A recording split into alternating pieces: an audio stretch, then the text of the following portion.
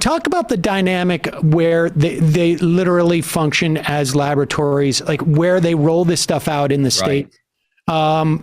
Years ago, when I was on the radio, I'd talk about some piece of legislation that was introduced in the Indiana, and I distinctly remember, getting criticized, in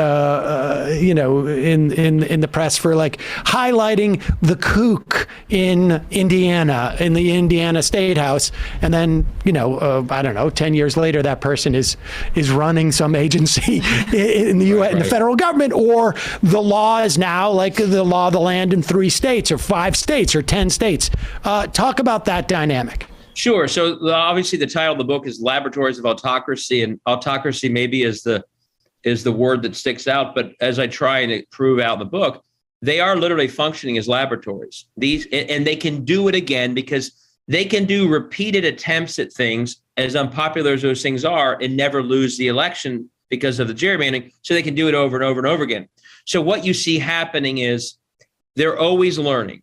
If something passes and it gets upheld by a court, a whole lot of other states will be doing it in a few years. If it proves to be terribly unpopular in a way that actually costs them, like in Ohio, they tried to jam through at the end of collective bargaining and they included police and fire unions in it. It was terribly unpopular. Every future attempt in other states to attack collective bargaining left out police and fire unions based upon the Ohio experience. So if something is struck down, they update the way the law is written in that state and other states so it won't get struck down again. So they're always in much more sort of around elections. They're also always seeing quickly, why did they lose an election? They saw how Obama organized in 2008. So they quickly, when they have a chance in 11, start tearing away at early vote and the opportunity to vote on Sundays and the opportunity to register and vote the same day. They go after the exact reasons they lost an election, and they change the rules so they don't lose that election in the future. We're seeing that right now with drop boxes. No one ever cared about drop boxes. They've been all over a lot of states, Alaska, Utah for years. But in 20, voters of color disproportionately used them. They were a big reason Biden won in places like Wisconsin and Georgia. What do? They're targeting the way that the voters of color who don't vote for them vote. So they're always learning from each other, from themselves, from what they're watching. And by the way, they will learn from January 6th as well. Why did it not work? How do they fix it? So they really are operating as laboratories. And again, the reason they're able to is because they're so, comfortable in state houses that are rigged for them. They could just keep going over and over and over again. And since they're never held accountable, if they fail twice or 3 times or 4 times, on the 5th time, they succeed. And we've seen that in Ohio. So I start the book out with the Secretary of State here passed a rule late in the election, 1 drop box per county. And I joke that this led to traffic jams Chris Christie would be proud of, okay? All over the state, massive traffic jams. Any normal public official would say, we don't want traffic jams around voting. That's terrible. But in this world of laboratories of autocracy, what happens? A whole bunch of states see those traffic jams, understand how hard it's going to make it for certain people to vote. They pass laws all this year mimicking that rule. So in the future, they too will have congested drop boxes, early vote locations. So that's one example where they're literally learning from, I'd call, the worst practices that help their agenda. What? Let's get to some of the 30 ideas that you give for reclaiming democracy. Is it at the state level that you perceive it as being the most important at this point? I mean, I will say, I think we can never give up on the effort to push for the federal protection through legislation. As much as they voted last week, I mean, there is a pretty bleak history. And, one of the key analogies, and some are saying it and others are criticizing for it, but it's just a fact. The exact pattern we're seeing is the exact pattern of elements that led to Jim Crow. And I won't go through all the details, but it was the failure of the federal government to act at key moments that allowed, in the end, Jim Crow to set in. So we should never give up on the federal responsibility that the founders actually wrote in the Constitution. They guaranteed basically democratic governance in states. They said the United States guarantees a Republican form of government in states. That was the clause right before they guaranteed that states would be protected from foreign invasion.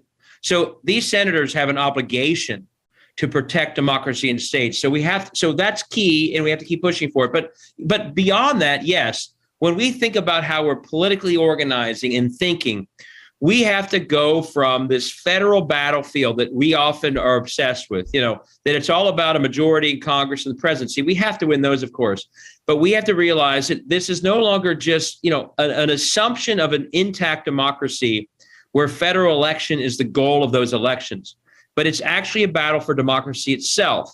And once you realize it's that, then you realize, well, the key to democracy is actually these state houses. They set the rules, they draw the districts. Once you make the adjustment that this is a battle for democracy itself, which Democrats and others like-minded have not really been thinking about in those terms, that's how the Koch brothers think about it. That means you all of a sudden are changing your focus to be about states across this country, about levels of office far below Congress and Senate and presidency. You should be, building your team according to that thinking, spending your resources, organizing in a permanent way, or like they are doing. And if you simply keep playing this every couple year federal game while they're doing everything else, well, obviously they're gonna win. So there needs to be a major adjustment politically, and almost every other step flows from changing that sort of framework of what the battle looks like. But isn't the problem? I don't know what the solution is for this, but it's one thing to say, like the Koch brothers, right? Two guys, one is dead now. Right. But two guys sit around with a couple of their whatever their brain trust is, and contemplate this, or maybe they, Karl Rove contacts them and says, I need the bankrolling. Here's my idea, and it's a completely top-down process, and for them to contemplate an electoral strategy that is really just about process, right? I mean, because at the end of the day, they're like, we don't need to push this type of legislation first. That flows if we set up a system like this, and we set up a process like that. There is no analog to the Koch brothers. Yep. And so how does that happen? Because we're not going to have 1 million Democratic voters, let's say, or just voters, who are going to say, well, I know to send my $5 check to this guy who's running for state auditor in Ohio. That's, I mean, to a certain extent, we had some of that in 2016 in response. There were groups that were sort of like self-organizing and doing that, but I don't know how sustainable that is. Yeah, I mean, you do need, so my book was sort of intended for many audiences, and you do need some large players to come around and say, who have resource, and say, we are gonna try and lead at a high level, an equivalent of what the other side has done, and fund it accordingly. You also, though, need, as I put in the book, this is not just for the Senate or those high value people who can put money behind something big. There's also an adjustment that everyone else can make that I put in the book. But yeah, I agree that the forces on the right have essentially privatized a lot of sort of the party process, and they just do what they want to do. And there isn't the equivalent here. And if there are major people involved, which there are, each of them does their own thing. It's not like there's a coordinated effort. I do think that's one of the reasons why one side is doing it better than the other. I think major players have to figure out that democracy itself is at stake and be planning accordingly. And, to the extent my book gets in their hands, I hope they read it.